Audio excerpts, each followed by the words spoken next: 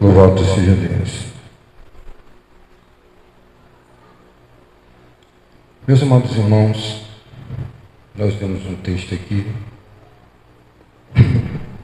sobre a vida do profeta Elias. Deus, ele nos chama para estarmos na sua presença e anunciarmos a sua palavra. Deus, ele deu uma ordem a Elias para que ele se retirasse e fosse para a banda do Oriente, fosse morar perto de um ribeiro de rio, fosse para a fronteira do Jordão. E o que é que nós aprendemos com esse texto das Escrituras? É que Elias tinha dado uma profecia à nação de Israel, ao rei Acabe, que não iria chover, que não ia o orvalho, à noite não ia dar o orvalho. Nós conhecemos muito bem esse fato verídico de Elias profetizando sobre o reinado de Acabe. Desse texto aqui, eu gostaria de trazer uma breve meditação aos irmãos. O que é que nós aprendemos aqui? Primeira coisa que nós aprendemos aqui, irmãos, é dessa responsabilidade do profeta levar uma palavra. E qual era a têmpera desse profeta? A gramatura dele, a personalidade dele, de que era feito, obviamente, como nós somos feitos, de carne e osso. Havia alguns irmãos que se sentiam-se inferiores porque não tinham título, como se título fosse alguma coisa. O título não faz nada. E se queixavam, se sentiam inferiores. Achava-se que a graça de Deus só vinha para esses grandes homens, grandes na visão deles.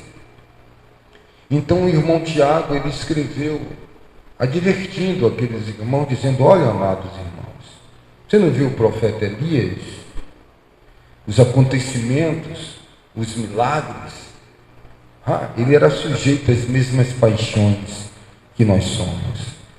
Era homem como você, sujeito, tendente, sujeito ao pecado, aos frutos da carne, aos pensamentos. Então aqui a gente já descarta a possibilidade de que Elias era um super-homem. Era uma pessoa com dotes espirituais, intelecto acima da média, Ele tinha um QI elevadíssimo, dentro de um cálculo, de uma leitura da sapiência do homem. Elias não era esse homem. Mas o que é que nós aprendemos então com Elias? A primeira coisa que eu aprendi de forma muito dura, e tenho tentado sustentar isso depois de quase, desde os 18, 17 anos, aí já com quase 50 anos de idade, a primeira coisa que a gente tem que entender para ser é que um homem de Deus não pode depender de ninguém. A primeira coisa que você aprende é que não existe você depender das pessoas. Você fazer um relacionamento com pessoas e você depender delas. você depender de parentes, né? A primeira coisa que eu aprendi quando comecei a pregar o Evangelho é que eu tinha que andar com minhas próprias pernas. Seguir a Cristo é, como nós falamos ontem, né? É tomar a sua própria cruz. Não existe muletas, auxílios, né? Uma muleta para você. Primeiro tem que ter coragem, tem que ter determinação, né? Como Jesus disse, ontem nós lemos aqui, que um homem antes de construir uma casa, ele para ver se tem condição, né? Às vezes você está querendo uma coisa que você não tem condição de ir até o fim. Porque há uma construção para ser um profeta, ser um servo de Deus, né? Ser um pastor, ser um diácono. Tem que ver se você tem condição, né? Foi sobre isso que Jesus estava dizendo. Quem deseja o episcopado, excelente coisa deseja. Ou você desejou, seja provado, né? Para ver se ele tem condição. Provado em todos os aspectos. Seja apto para ensinar, com comportamento. Porque depois de muito tempo, você só tem o título, não é? Uma emoção passou, você tem só um título. Você não tem nenhum compromisso. Só uma lapela, uma patente pendurada no peito, dizendo que você é uma coisa que você não pode, né? O ministério não pode contar com você, porque você só tem um título. Se a gente for com uma caneta e com um papel, vai dizer, pô, você é o quê? Não sou isso, você faz isso, aquilo, né? Então chega um determinado tempo que isso, se você não for focado, não tiver uma disponibilidade, você vai viver só de glórias passadas, né? Tem muita gente vivendo de glórias passadas, né? Aos olhos dos outros. Elas não evoluem, elas querem ficar lá no ano de 1987. Eu tenho aqui em minhas mãos aqui um livro, ó. Enciclopédia Estudante Abril Cultural. As pessoas iam, os vendedores iam nas escolas,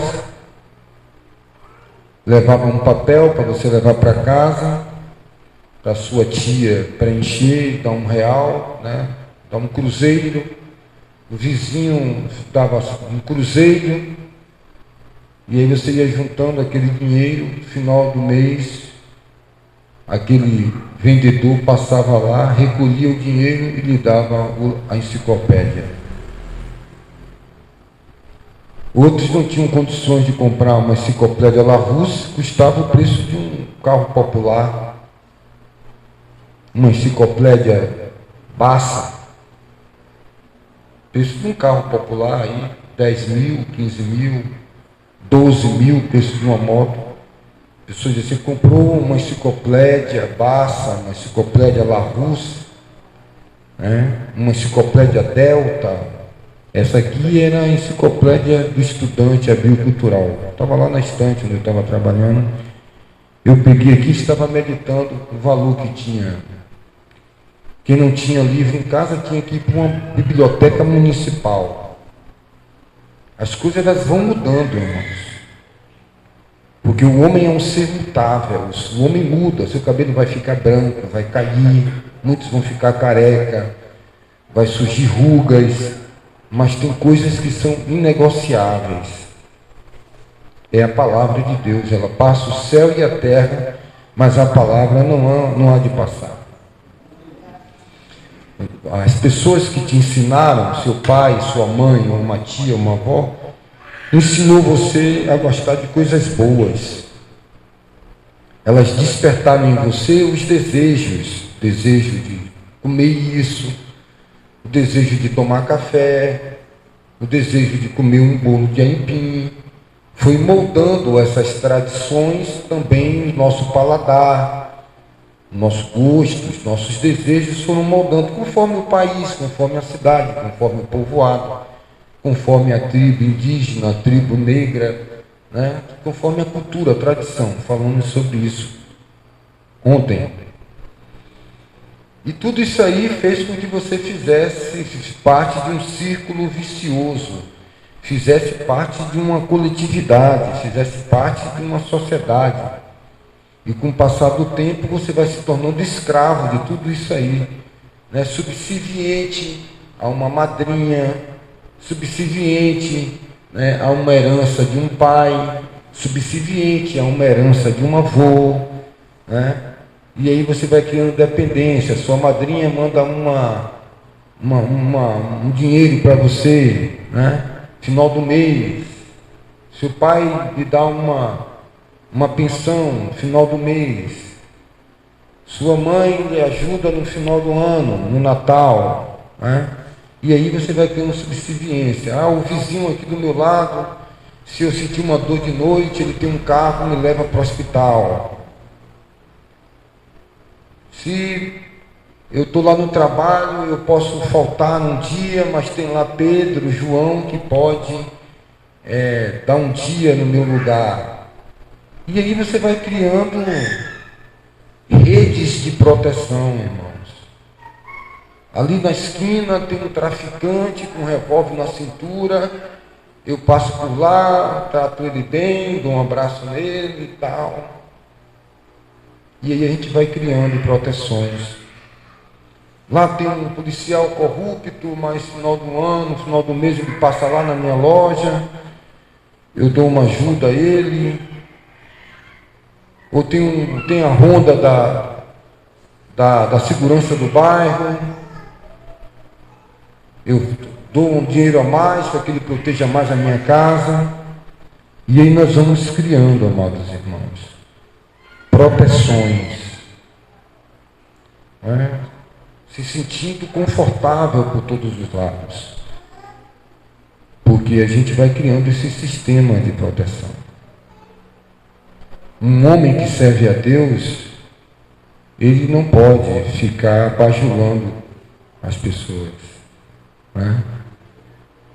Ficar tratando as pessoas bem e passando por cima da palavra de Deus.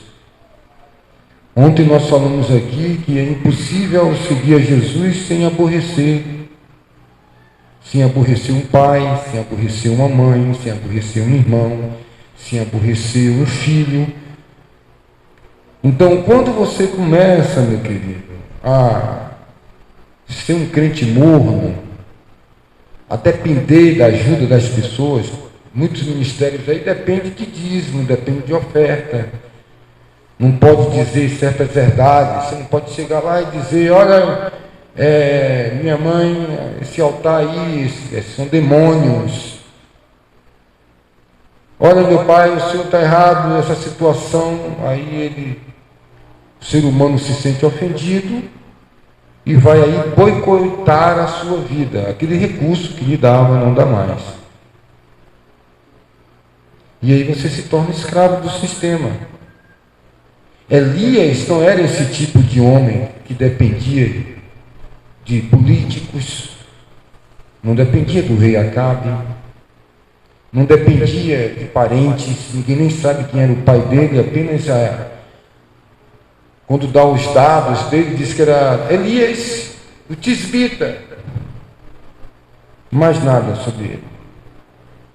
Apenas dizia isso, olha, Elias, o tisbita, né, lá de Gileade, mais nada, não dizia se ele era filho de fulano, de cicrano, ele era um homem. Da mesma forma, João Batista se afasta do convívio das religiosidades da sua época, vai para o deserto, lá ele come gafanhoto. Lá ele come mel. Sistema de desigualdades. Não havia uma carteira de trabalho, não havia um cine para você ir lá dizer, olha, eu sou carpinteiro, eu estou atrás de trabalho.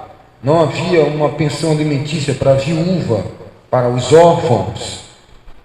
Quem ficou responsável de ajudar essa classe de pessoas foi a igreja. Era uma incumbência dos amados irmãos ajudar essas pessoas que se adentravam no Evangelho, conheciam a Cristo e passavam a ser nova vida. E ali, amados irmãos, João Batista não vivia com uma roupa de grife que já tinha naquelas épocas, do tecido de algodão, um tecido de linho de cambraia do Egito. As Escrituras dizem que Jesus ele tinha uma capa pura de escarlate, onde muitas pessoas, quando ele morreu, quis dividir essa capa, por ser cara. Lançaram sorte, fizeram negociata sobre aquilo. Foi um presente que Jesus recebeu. Mas João Batista ele vem de lá do deserto. Qual era a roupa dele? Ele não trabalhava. Ele vivia para Deus, pregando a palavra, se fortalecendo com o Senhor. E ele sai do deserto. Houve um homem enviado por Deus. Pronto. Olha, você traz aí o seu currículo. Olha, eu trabalhei. Tem que ter uma referência de alguém. Aí você vai lá na empresa. Você pode dar uma referência. E aí o dono da empresa coloca: Tarcísio foi um bom funcionário, chegava no horário certo, trabalhou aqui, mas eu tive que despedir porque minha empresa ficou em uma situação difícil, tive que diminuir o quadro de funcionários, e aí eu agi por regra de eliminação, os que fossem mais novos. Então tinha funcionário de 10, 20 anos, ele tinha 9 anos, então dentro dessa regra ele foi eliminado. Mas eu quero aqui fazer uma referência, um jovem trabalhador de uma vida ilibada aqui no trabalho, de alta produção. Então dava-se a referência dele. Nas religiões evangélicas, aí tem uma carta de recomendação, dizendo quem é a pessoa, dizendo se a pessoa é isso ou aquilo, se está em comunhão com a igreja. O apóstolo Paulo ele disse que somos a carta aberta, lida por todos os homens. As cartas de recomendações criaram-se uma tradição. Hoje as pessoas vão ali no computador, falsificam uma carta de recomendação, vai lá, mostra: eu sou isso, eu sou aquilo, porque as pessoas não têm discernimento, então vale quanto pesa, quanto está mostrando ali. Eu sou rei, eu sou isso, elas creem. Elas não têm vida de oração para discernir. E João Batista não teve ninguém que desse referência dele. A única referência foi aqui João, um dos seus discípulos, falou dele pelo Espírito. Houve um homem enviado por Deus. Isso é o suficiente. Quem foi que enviou o Eterno? Deus. Vem da onde? Vem do deserto. Come o que? Nos restaurantes, comida tradicional? Não tem dinheiro. Ele come o que? Gafanhoto. Come o que? Mel. E a roupa dele? De grife? Não. De pelo de bode, de animais. Cabelo comprido, nazireu, barbudo.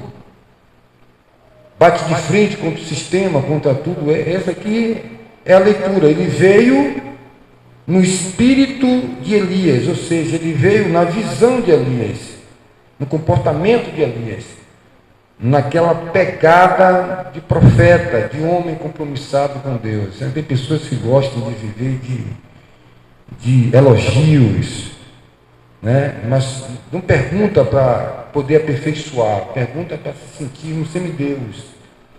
Tem pessoas que vivem de bajulação, gostam de ser bajulado, de lisonjas, de puxa-saquismo, para poder galgar um cargo, para poder receber um beneplácito de alguém, ser bom. Fulano de tal, gente boa, lavou meu carro ontem, capinou o quintal da minha casa. Não foi ali para lavar o carro, para fazer uma boa ação, não, para receber algo em troca. Essa não era a estipe da vida de Elias, de nenhum homem que fazia a profissão de servir a Deus. Então, por que Elias vai? Obedece a Deus, ele vai para a beira do rio Querite. E ali na beira do rio Querite, Deus envia quem? Envia os corvos para levar o alimento de Elias. Nós observamos que essa geração que vivemos, Deus precisa de homens de coragem, não de coragem na carne, porque tem tanta gente aí se titulando profeta, achando que ser profeta é ter uma cara de bicho. É uma coisa que eu sempre detestei, é crente mentiroso, que vive de máscara, de uma coisa que não é real, lá em quatro paredes, vira um bicho solto.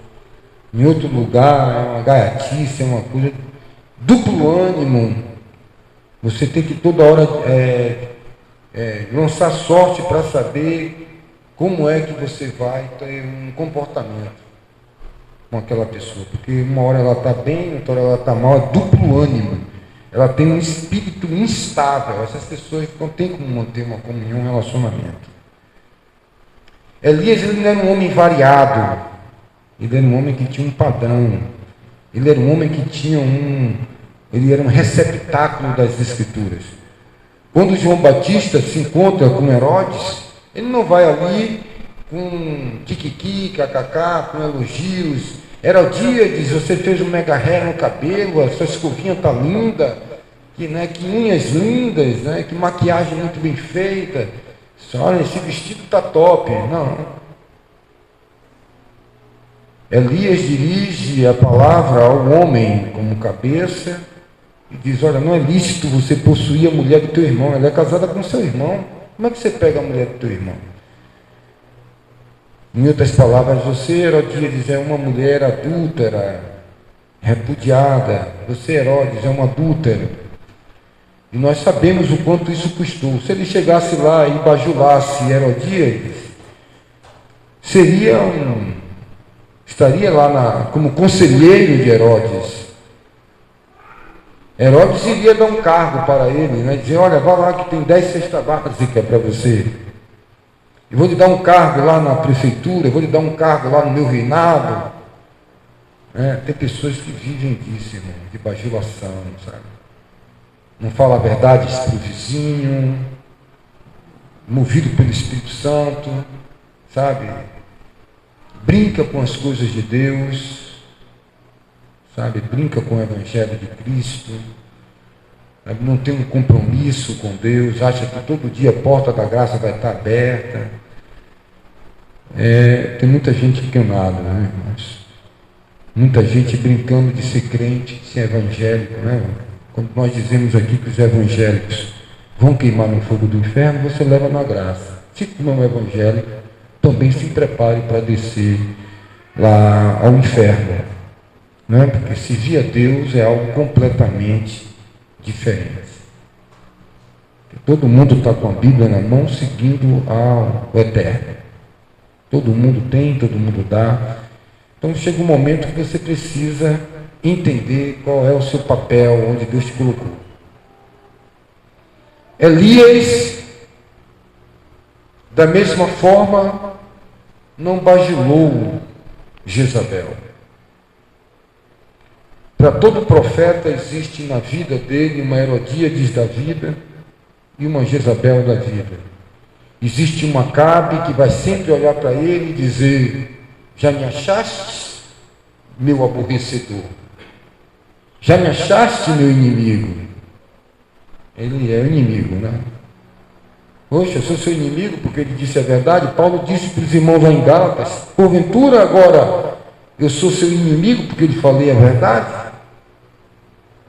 Você tem um mal incurável, você tem um fluxo de sangue aí, de pecado, precisa ser curado, esse déficit que você tem de autoestima, de inferioridade. Tem pessoas que se sentem inferior porque é branco. Fui tão traumatizado na escola: branquela, branquela, branquela, dentuça, dentuça, dentuça, banguela, banguela, banguela, secura, secura, jet 1, macarrão 18, e aí o camarada cresce cheio de traumas. Entra no Evangelho, Jesus quer libertar dos traumas. Eu sou pobre, sou favelado, eu sou engraxante, eu sou lavador de carro, eu sou isso e aquilo. Você se inferioriza a vida toda e não consegue manter comunhão. Né? Se chegar na congregação, tiver um irmão que tem um carro, ele se sente inferior. Se tem um irmão que tem uma casinha melhor do que a dela, do que a dele, se sente inferior. Cheio de autopiedade, né? Ou as pessoas têm que estar no nível dele ou dela, ou menos que ele era. Ou fulano, o irmão Jonathan só anda na casa do pastor. O pastor só convida o irmão Jonathan para tomar café. A irmã só convida o irmão. Um exemplo. Poxa, o irmão Pedro só vai na casa do irmão fulano. Não, pai, porque ele chamou. Talvez porque quando chama você não vai. E às vezes ele não é nem chamado, vai. Não é verdade? Como geralmente as pessoas têm muito medo do pastor, o pastor é o demônio, né? O pastor, a pessoa foi tão traumatizada pelo pai, o pai batia, a mãe batia. Essa semana alguém estava conversando comigo que estava passando um problema conjugal em uma outra cidade, me pedindo conselhos. E pesquisando o que estava passando na vida conjugal e orando a Deus, cheguei a um denominador comum que aquele marido não queria ter uma vida conjugal com a esposa porque na mente dele, ele decodificava que a mulher era a mãe dele. Que a mãe dele batia tanto nele que ele tinha raiva da mãe e quando olhava para a figura feminina da esposa, ele tinha nojo, sentia asco da esposa dele. Tem gente que vê isso na figura do pastor, vê isso na figura de um irmão, e são pessoas escravas, mesmo depois de 100 mil anos no seio da igreja, ouvindo mais de 1 bilhão de pregações, ela não tem a sabedoria dada por Deus para desconectar-se do passado, sabe? Ainda está... Eu nasci no barracão, eu comia barro com sal. Às vezes eu estou dialogando com meu pai e digo para ele: rapaz, a Segunda Guerra Mundial acabou, para de viver de competitividade com as pessoas. Acabou. Aqui quem tem que prevalecer não é o que você pensa ou o que o outro pensa. Para de viver brigando com tua esposa, com teu marido, com teu filho, para que a tua vontade, a tua verdade prevaleça. A verdade que tem que prevalecer é a verdade de Deus. Se você não é humilde, você não reconhece seu erro nunca. Sempre está se protegendo, sempre está se armando. E as verdades acontecem o que? Bate e volta. Acabe e achava que ele era certo. Já me achou, inimigo? Miserável. Um perturbador de Israel. Você tira a paz de todo mundo aqui. Eu digo, eu vim aqui dizer para você ir para casa correndo, porque eu orei e Deus mandou água, chuva. Eu sou perturbador. Por que é que a chuva não veio? Não é porque você está com os profetas de Baal? Agora manda se juntar todos eles lá no Monte Carmelo. Os seus 400 profetas de Baal, que você desobedeceu a Deus e pegou uma mulher aí, que não é daqui das tribos de Israel. Você que prostituiu, você que feriu a palavra de Deus. E como líder sucedeu essas desgraças aí. Eu profetizei o que diz a palavra: quando o meu povo endureceu o seu coração, enviarei a ferrugem, a seca, a fome e a peste. Eu apenas sou um anunciador da palavra. E isso acontece, irmãos.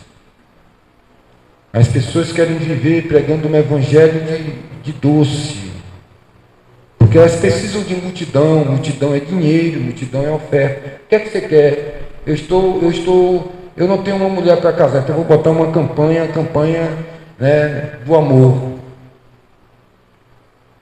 Teve um rapaz que foi com uma campanha dessa do amor quando apagava a luz dentro desses lugares aí que se chama de igreja.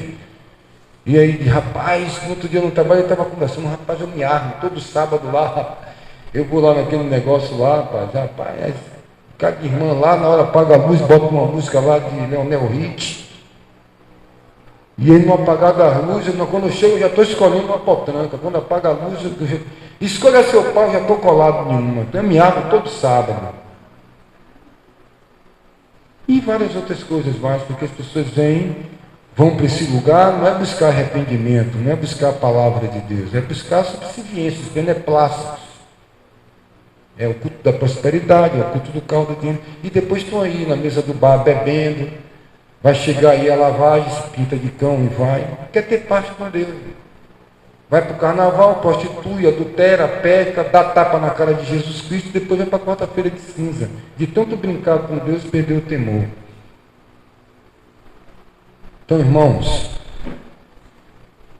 não vai funcionar se você não tiver uma posição no bairro onde você mora, dentro da sua casa, né, dentro da conduta, do seu comportamento com seus filhos vão crescendo, vai observando sua vida, e você tem que estar ali toda hora batendo 1-0. Tendo uma vida, como diz as Escrituras, irrepreensível. Quando alguém olhar para você e achar que você não é mais o mesmo, que você mudou, glória a Deus, que você muda, né? O cabelo vai ficando branco, vai ficando careca. O que não pode mudar são as Escrituras, né? O resto muda costume, né? Muda tudo. Antigamente o paletó era de 6 botões, era o jaquetão, eu tinha um bocado, uns 3 ou 2. Foi mudando, vai mudando o modelo, isso ainda é padrão, uniforme, tudo isso muda. Antigamente o púlpito não era aqui, o púlpito ficava no canto da congregação, numa altura de 2 metros. Só subia lá o pregador. Mudou. Né? Os maiores pregadores que o mundo já viu, os cabelos eram compridos, pode observar, e barbudos. Charles Finney, John Wesley, Carlos Wesley, Savonarola, Christian Evans, Edward Evans, todos eles. Você vê que vai mudando as coisas?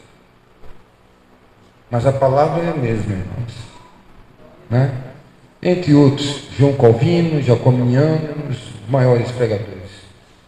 Todos grandes homens. Muda-se comportamentos, condutas, modas, mas a palavra é eterna. Note que Elias não dependia de ninguém. Já pensou que você depender de aplausos? Oh, a palavra foi maravilhosa, oh, amém. Quando for uma palavra, eu já fico até com medo. Porque quando as pessoas gostam, tinham essa queixa de Paulo, irmãos. Paulo teve que escrever para a igreja de Corinto, dizendo: olha, eu sei que Apolo é o grande príncipe da pregação. Vocês ficam dizendo que quando eu vou aí por carta, eu sou um homem muito forte, muito, né, espanco, né? Mas quando eu estou aí, a minha presença é uma presença desprezível. Baixo, Shaul, baixo, careca, barbudo, uma figura desprezível, aparentemente, conforme os estudiosos, Eusébio de Cesareia, ou Flávio José, que conviveu, escreveu sobre quem foi Saulo de Tarso. E aí?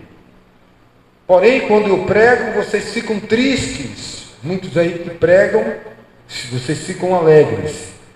Paulo já tinha advertido a Timóteo: convidarão para si pregadores que preguem as alegrias, as futividades, as festividades, aqueles que eles querem ouvir. E Paulo disse: toda pregação vinda de Deus produz tristeza, porque existe 2 tristezas: a tristeza proveniente do pecado, e continua Paulo dizendo, a tristeza fruto do pecado, e a tristeza operada pelo Espírito Santo, que é aquela tristeza do arrependimento, de descobrir que cometeu algo errado. Aí ele continua dizendo: porque Deus corrige ao filho que ama. Se vós, porém, estáis sem correção, não és filho, é adotivo. Então nós somos filhos. Então veja o posicionamento desses homens. Alguns deles recebiam livramentos. Lá em Hebreus 11, recebia livramento. Alguém chegava e dizia: olha, hoje à noite, um exemplo, eu vou abrir a porta e você vai embora, porque amanhã os leões vão comer. E na hora de abrir a porta, ele disse que não queria o livramento, muitas vezes o livramento dado por Deus. Ali, pelo operar do ministério da profecia, as filhas de Ágabo pegou o cinto, levantou no meio da congregação e disse: olha, o dono desse cinto aqui, quem é? Era Paulo. Ele vai para Jerusalém e vai ser apedrejado e vai a ponto de morrer mesmo, pedra para tudo que é lado. Ali, conforme o mover dos dons espirituais, o Paulo poderia ter interpretado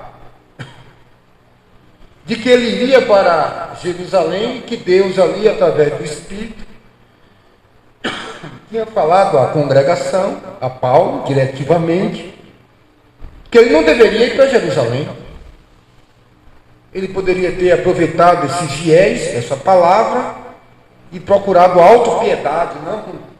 E aí, Paulo, os irmãos estão me esperando lá em Jerusalém. Não, manda dizer aí, eu vou telefonar que não vai dar para mim ir, porque Deus falou comigo hoje na congregação. Então, isso é um sinal de que Deus não quer que eu vá. Se Deus falou, Deus não disse que não era para ir. Deus disse o que ia acontecer. Ele se acovardou, ele usou um estratagema. Os irmãos diziam: não vá, Saulo, Paulo, não vá.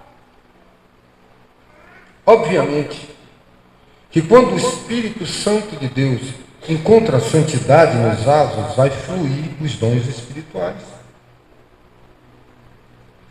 Sem nenhum esforço, sem nenhuma técnica, sem nenhuma vontade humana, porque onde entra a vontade humana, o Espírito Santo não opera. Se reuniu as brasas na churrasqueira, uma brasa aqui, outra brasa aqui, outra brasa aqui, o que aparece no meio? Fogo. Estavam todos unidos, reunidos, orando há 100 dias. Algo vai acontecer. Ficai em Jerusalém. Quando atingir a posição, o grau de santidade que Deus quer, vai haver uma manifestação da parte de Deus. Línguas de fogo, vento veemente e línguas estranhas. Vem um avivamento. Isso é o viver natural da igreja. Quando vos reunir, não tem cântico, não tem salmo, não tem hino, tudo seja feito, o objetivo de Deus é a edificação da igreja, não é autopromoção. Não é o destaque de uma religião que pega a Bíblia e diz: aqui nós somos de Deus, usamos a Bíblia como regra de fé, venha para cá, conta a bênção, irmãos, e aí eu vou alardear a propaganda de que Deus, a mão de Deus está aqui, e tem um tema, um título. Isso não é Deus, irmãos, isso o Espírito de Deus não é, e eu tenho que ter conhecimento nas Escrituras para dizer: ali é demônio. E as pessoas que estão lá, no dia que elas quiserem a verdade, elas vão encontrar o Espírito Santo que vão tirar ela do erro. Foi isso que Paulo escreveu aos Coríntios: enviarei a operação do erro, não é para a minha igreja, são para aqueles que não têm amor à verdade. E o que é amar a verdade? Quando o apóstolo Paulo diz: paz do Senhor a todos que amam ao Senhor Jesus com um amor incorruptível. O que é amor à verdade? O que é o amor? Então, irmãos, quando eu não conheço as Escrituras, eu fico perdido. Eu ouço tantos acontecimentos no mundo e pessoas se desviando de quê? Já está desviado há muito tempo. Só porque você está com uma Bíblia aqui, você acha que você vai para o céu? Que você é crente? É isso que faz a pessoa? Amigo, não. Ser filho de Deus, eu estou dizendo todos os dias aqui, dessa tribuna, é um outro naipe. É um outro comportamento, irmãos. Você vai sentar aqui, vai passar um russelita, vai passar um assembleano, vai passar um batista, vai passar um anglicano, mesmo, todos com uma Bíblia na mão. Pronto. Quais são os critérios julgatícios de Deus no dia do juízo? Está aqui na palavra, e aí? Foi salvo porque foi de tal religião, Não, meu amigo. A conduta, o comportamento, o abraçar a justiça divina, o cumprir as Escrituras, não está atrelada a uma instituição ou a um dogma religioso. Está aqui ligado às Escrituras. Sai dela, povo meu. Quem o povo meu está lá dentro? Está. No engano? Está. Está ouvindo a voz de Deus? Está ouvindo? Sai. Sair para ir para onde?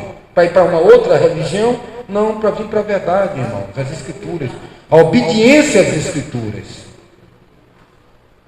E as pessoas aí, irmãos, vão tendo dificuldade, sabe por quê? Por falta de conhecimento das Escrituras, vive ainda dentro de uma influência religiosa. Tem dificuldade de abrir o coração para entender qual é o miolo das Escrituras Sagradas. São superficiais nas Escrituras, porque foi moldado e fundamentado dentro de uma instituição. E tem dificuldade de ter clarividência para entender qual é o viver do corpo de Cristo, da igreja do Senhor. Ainda vive por uma influência. E quem era esse homem, Elias? Ele estava fazendo parte dos sacerdotes? Ele fazia parte dos sacerdotes? Todos os sacerdotes se corromperam e estavam lá recebendo cesta básica de Acabe. A religião estava corrompida, Israel estava corrompido, toda a nação corrompida, 1 milhão, 2 milhões de pessoas. E Deus estava preocupado. Deus estava em uma estatística de computar números de membros, de distribuir cartão de membro. Deus estava com um homem. Nada está perdido quando tem um homem na brecha. Procurei um homem que se colocasse na brecha e intercedesse por esse povo. Essa unidade de um homem simboliza a igreja. Não existe igrejas. Existe uma unidade. Todos vós sois um em Cristo. Essa unidade do corpo de Cristo. E Elias sobe ali ao Monte Carmelo, se encontra com todos eles, olha para a nação de Israel. Já no final, na hora do último sacrifício, e ele faz uma pergunta: quem é Deus? Se for Baal, segue Baal. Se for Deus, segue Deus. Uma coisa são os meus pecados particulares. Eu tenho que me acertar com Deus. Uma coisa são os seus pecados para com outro irmão. Se fere um irmão, você deixa a sua oferta no pé do altar para ele se consertar com o seu irmão primeiro. Uma coisa é eu prostituir contra um corpo que não é meu. O corpo é de Cristo, o templo do Espírito Santo. Deus destruirá. Outra coisa é eu brincar com a igreja, com os membros, com o corpo de Cristo. Muitos dormem e estão mortos. Se eu não tenho consciência, irmãos, do que é a minha vida na comunidade, em Cristo, eu estou me enganando com falsos discursos, fazendo existir um monumento erigido em nome de homens. Jesus olha para os discípulos e diz: olha, eu vou para Jerusalém, os pastores vão pegar e vão quebrar minha cara de pau. Os escribas, os doutores da lei, os discípulos com os olhos esbugalhados, dizendo: meu Deus, eles são de Deus, eles são homens do amor. E eles vão me matar. Então, o que é peculiar ao homem? Foge. Já que Deus te revelou isso, é para tu não ir para lá, não. Para trás de mim, Satanás. Tu só entende das coisas dos homens, entendimento, tudo humano. Leia a palavra, entendimento humano. Interpreta, entendimento humano. As escrituras não é de pessoal interpretação. Não é para interpretar o bel prazer, mas é pelo Espírito. Aí depois acontece o que Paulo disse. Estão sempre aprendendo a letra, mas não chega ao pleno conhecimento da verdade, porque a letra mata, mas o Espírito dá vida. E o que é que acontece com essas pessoas? Elas já vêm com o coração formatado com a teologia das religiões. E aí, quando chegava para ouvir um discípulo, ou um apóstolo, ou alguém que trazia a palavra pura e cristalina, eles resistiam à verdade. diz que Alexandre o latoeiro fez muito mal a Paulo. Foi entregue na mão de Satanás. Paulo chegava a dizer: eu não prego em lugares onde outras pessoas colocou um outro fundamento. Que a pior coisa é a pessoa ter um fundamento teológico e religioso e não quer arrancar e destruir. Toda planta que meu pai não plantou vai ser arrancada, meu filho. Senhor, quem plantou o joio? Não sabe não? Os homens dormiram à noite e Satanás plantou o joio da religião. Não foi o pai que plantou a facção no partido. E quem é que vai arrancar? Quem é que arranca a planta que o pai não planta? Quem é que destrói o que Deus não construiu? O profeta. Quem tem a palavra, pregue a palavra. Não é aqui que está escrito? Jeremias capítulo 2, Jeremias, eu estou te chamando como profeta para as nações, para arrancar o que eu não plantei e para plantar o que eu quero que se plante, para destruir o que eu não construí e construir fundamentos vindo da minha parte. Não é a minha palavra como martelo que quebra, que esmiuça a penha? Então, quando você fica resistindo, meu amigo, quando Deus quer fazer de nós um novo homem, mas é através de quê? De louvores? É através de quê? De congressos? É através de quê? De festividades, de marchas para Jesus? Isso são subterfúgios criados pelos homens. Os homens correm dos aguilhões, correm, a carne corre, porque a carne não quer morrer. A carne, ela quer ser alimentada.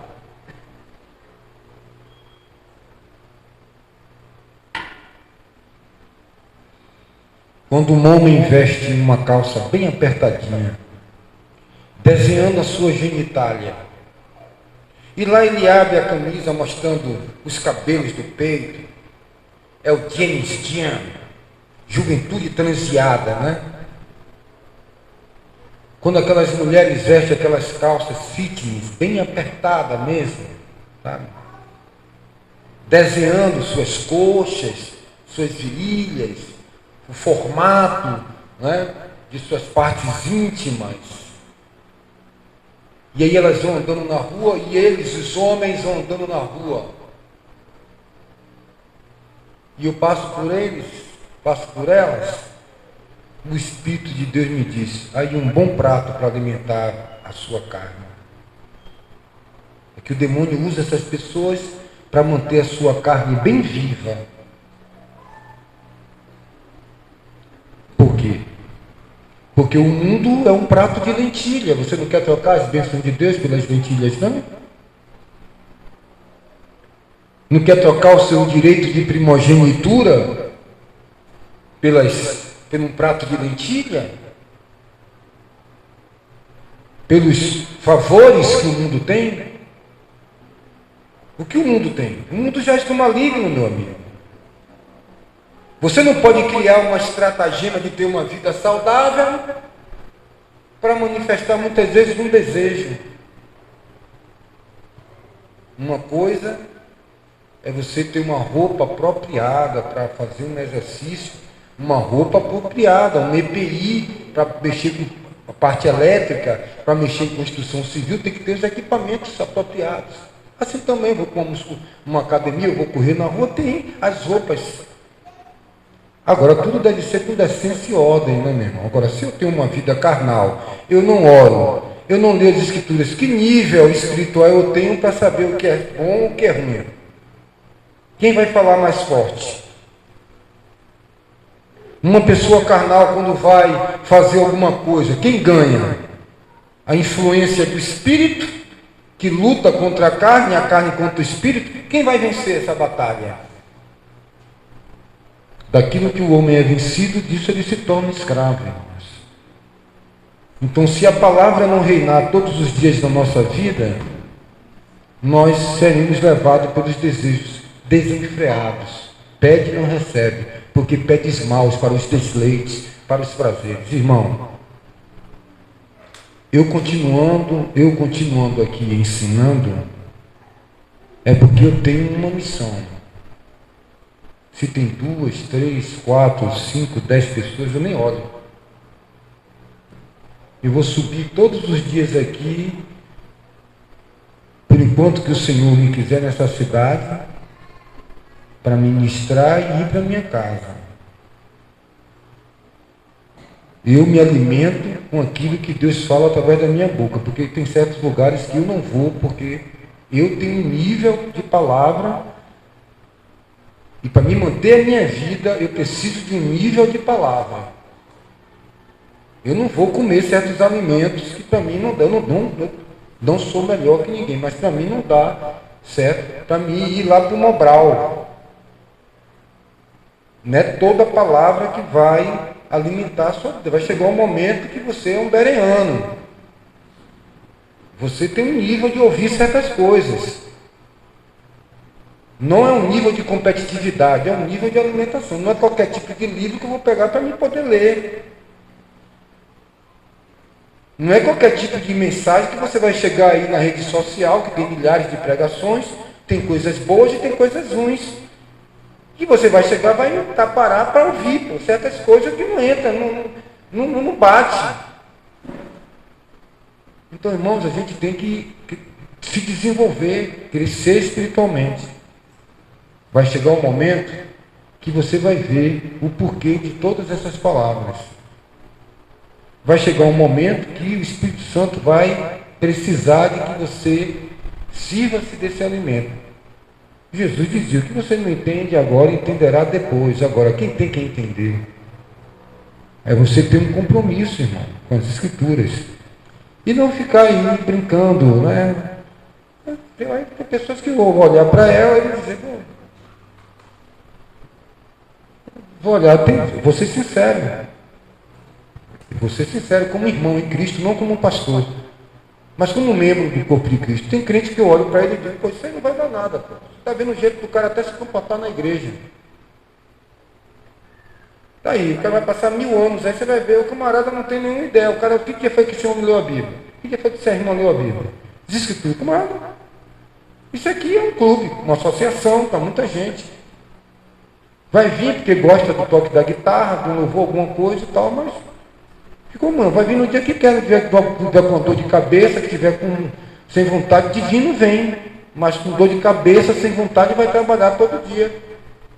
É primazia. O homem abraça e serve ao que ama, meu irmão. O cara é apaixonado pela mulher, ele pode tomar 1000 gaias na cabeça. Tem homem assim, tem ou não tem? Foge da razão. Rapaz, que é isso? Não é amor, é paixão arrebatadora, meu irmão. O camarada, o que é amor? Ele se dedica, porque ele ama. O pai ama o filho. O bico do peito da mãe está doendo, o filho está mordendo, saindo sangue, mas ela se sacrifica por amor. É meu filho. Assim também é um relacionamento com Deus, irmão. E eu nunca brinquei com as coisas de Deus, irmão. De estar brincando com Deus, entra na igreja, sai da igreja, está fumando. Meu irmão, isso não existe, irmãos. Entrega teu caminho ao Senhor, irmãos. Mantenha uma aliança com Deus. Defeito todo mundo tem, problema todo mundo tem. Elias, somos sujeitos, era sujeito às mesmas tentações, os mesmos problemas. Mas qual é a diferença? Sinceridade, irmãos. Quando dobrar o joelho, não fica dizendo que você é isso ou aquilo, não, rapaz. Quando o anjo perguntar quem você é, abra a boca e diga: eu sou um ladrão, um enganador, sou um usurpador. E aí o anjo vai olhar e dizer: agora eu posso mudar a tua história, vou mudar o teu nome de Jacó para Israel. Agora, enquanto você ficar se enganando, brincando, não vai adiantar, meu irmão. Quem vai gostar de você o pastorzão lá fora que quer somar quantidade e que nunca vai lhe dizer verdades. Porque aquilo é a profissão dele, ele vive daquilo, vive de soldo, vive refém no bolso de crente. Mas você já viu quem tem a verdade? Vai dizer para você, você vai ficar zangada, fica até de mal. Quantas pessoas já ficou de mal comigo? Sai triste, sai zangado. Pastor me deu indireta, o pastor falou comigo, o pastor me viu na rua, fez isso e aquilo, então não problema, meu amigo. Esse é o viver da igreja. Paulo escreveu uma carta para a igreja de Corinto, diz, olha, os irmãos lá, filhos de Cloé, me falou que vocês estão andando tudo torto aí, viu? Alguém chamou a família, vai dizer, Paulo, Dona Cloé, a serva de Deus, é uma fofoqueira, né? Não, meu irmão.